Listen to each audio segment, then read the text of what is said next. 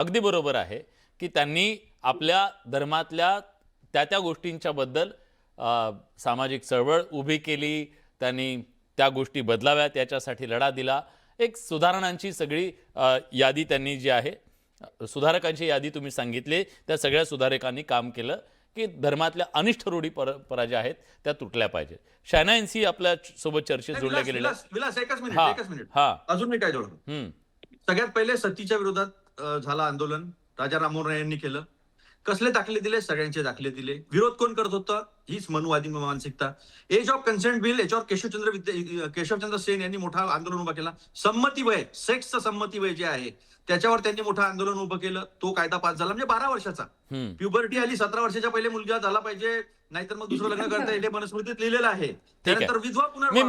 मी विचारतो शहनाईंसी जी अनिष्ट रूढी परंपरांच्या बद्दल जर समजा मनुस्मृतीत त्या लिहिलेल्या असतील, कुठे लिहिलेल्या असतील, तुम्ही महिला आहात, महिलांवर अत्याचार करणाऱ्या किंवा दुय्यम समजल्या जाणाऱ्या गोष्टीबद्दल बोललं तर एवढा राग का? त्यांचा आक्षेप आहे. राहुल गांधी विद्वान आहे. राहुल गांधीचा अभ्यास आहे. का राहुल गांधींना माहिती आहे की मनुस्मृतीमध्ये काय आहे, आणि जे हे काँग्रेस पार्टी सांगतात की ते महिलांसाठी आहे, तर नारी शक्ती वंदनचा विरोध कशासाठी?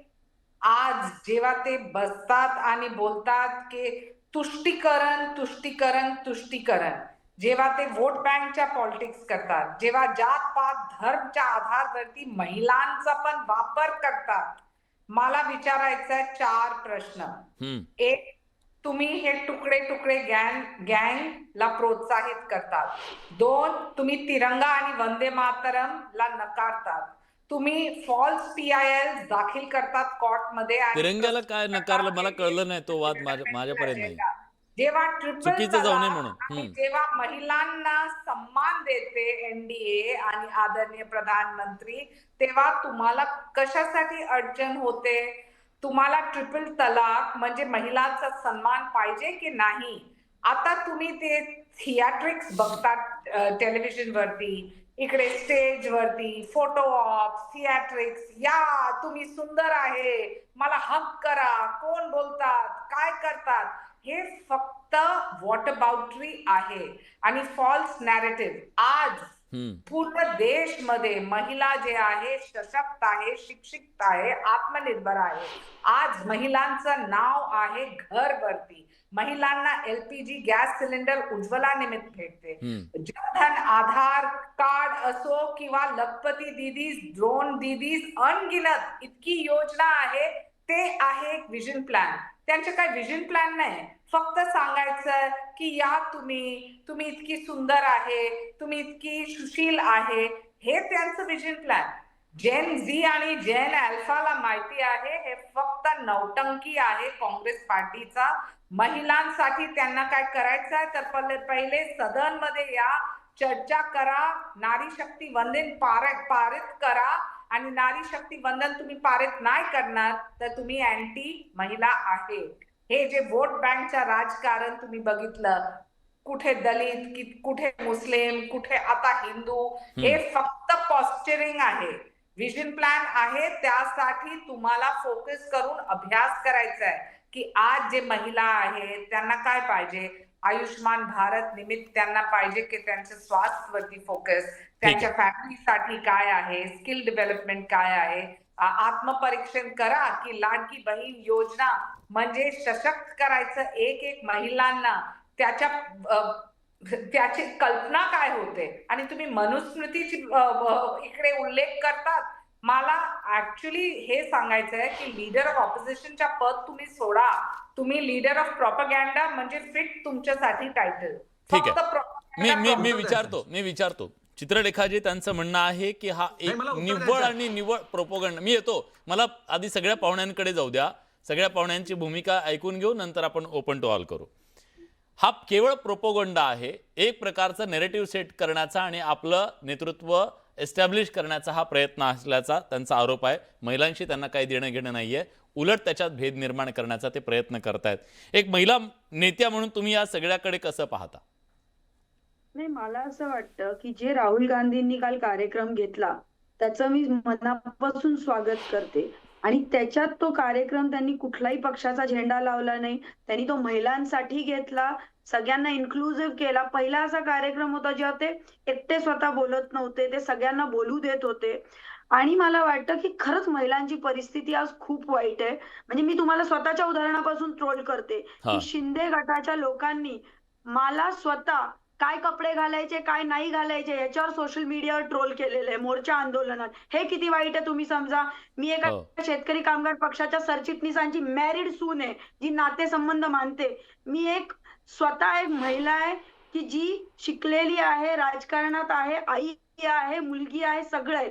पण जे राहुल गांधी म्हटले ते बरोबर आहे, की एक महिला आम्ही सगळे रिलेशनशिप्स मानतो, सगळे रिलेशनशिप जपतो, पण आमची आयडेंटिटी ही आमच्या भावावर, वडिलांवर किंवा नवऱ्यावर अवलंबून नसते. आम्ही 2 हात, 2 पाय, 1 डोकं अशा नॉर्मल ह्युमन बीइंग्ज आहोत, महिला आहोत. हो तिसरी गोष्ट, भाजपचे प्रवक्ते म्हटले, की आम्ही 7च्या आधी काळजीपोटी घरी यायला पाहिजे. पण मग तुमचं शासन करतं काय? होम मिनिस्ट्री करतं काय? आम्ही रात्री 2 वाजता कामावरून परत येत असतो, तर आम्ही सेफ का नसतो? हा प्रश्न मला त्या ठिकाणी त्यांना विचारायचा आहे. चौथा प्रश्न झाला धर्माचा आणि जातीचा. तर मला वाटतं ह्याच्यात धार्मिक रंग हा आणलाच नाही पाहिजे. मी ट्रिपल तलाकचं सुद्धा ओपनली जो एनडीए सरकारनी कायदा आणला आणि महिलांना मुक्त केलं त्याचं स्वागत करते. आणि दुसरी गोष्ट म्हणजे ह्याच्यात कोणताच धार्मिक रंग न आणता त्याला महिलांनी महिलांसाठी केलेला तो कार्यक्रम एका नेत्यानी आणि महिलांना बोलकं केलं. ती आदिवासी मुलगी काय कळकळीने बोलली. हो आणि हे इव्ह टीझिंग असेल, कितीतरी मोलेस्टेशन्स असतील, रेप्स असतील, अब्यूज असतील. 4 दिवसापूर्वी एका 9 वर्षाची मुलीवरती रेप झाला. हे काय चालवलंय? आणि हे महाराष्ट्रात होतंय, सगळीकडे होतंय.